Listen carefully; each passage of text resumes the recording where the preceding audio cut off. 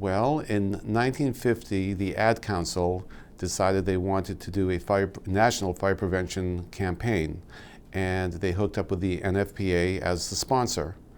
And in 1951, Sparky was presented to the world as our official spokesdog and the spokesdog for the campaign. Well, he started out very almost reptilian looking. He had a tail, and he was very natty. He had a shirt and tie, button-down shirt and tie, and he looked a little menacing at times. He looked that way probably until into the 60s, where he lost his tail. He got a little less menacing. He started to smile more. He lost the tie, and he started to look a little more casual. And he kind of went through a similar look throughout the 60s into the early 70s. And then in the 70s, he picked up the pop fashion of the time, from bell bottoms to flowers in your hair. And he was with very thick lines, very simple drawing with flat colors, no detail. And let's just say it wasn't a very good time for Sparky or for the rest of fashion. And he looked that way for a long time, up until the late 70s. And then he kind of went back to a little bit more of looking less like a Dalmatian, which he had looked like earlier on, to more of like a firefighter, which I think made it a little more accessible for children to identify and to connect and to relate with him. And he looked that way through the 80s until the late 80s.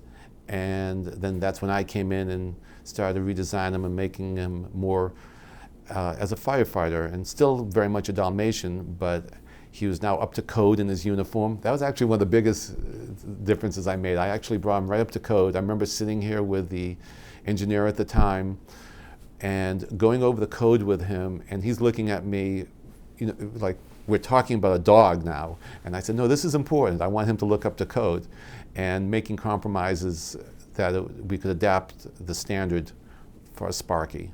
And then if you look at him through the 80s and 90s, I started using a thinner line to draw him, brighter colors, and a little more buff, a little more, I think just a little more healthier looking, and a lot more smiling, because just as the messages changed from the early 50s, more stern and serious, as he became kinder and gentler, we started emphasizing more positive messaging also. So it went along more with his personality. And that's pretty much what we have today. Well, this year, Sparky, not only is it a big year, he has a movie, he also has a book out. And it's called Sparky the Fire Dog, and it starts with him as a puppy. And it's a dream sequence where he dreams of going into this land of all these children who are really animals. And it's very exciting because the book is going to be sold through Amazon bookstores and hopefully in libraries and so forth. And Sparky has a new movie out where it's called Sparky and the Runaway Robot. And it's a madcap adventure where Sparky, he's building a fire safety robot, and things go a little wacky at the fire station. Some water gets into the robot, and he goes off and creates this hectic scene. He goes into someone's house and creates all these fire safety hazards. And Sparky is constantly on his trail trying to fix the problems and teach lessons along the way. And I don't want to give away too much, but it's very funny and hopefully entertaining, and a lot to learn about fire safety.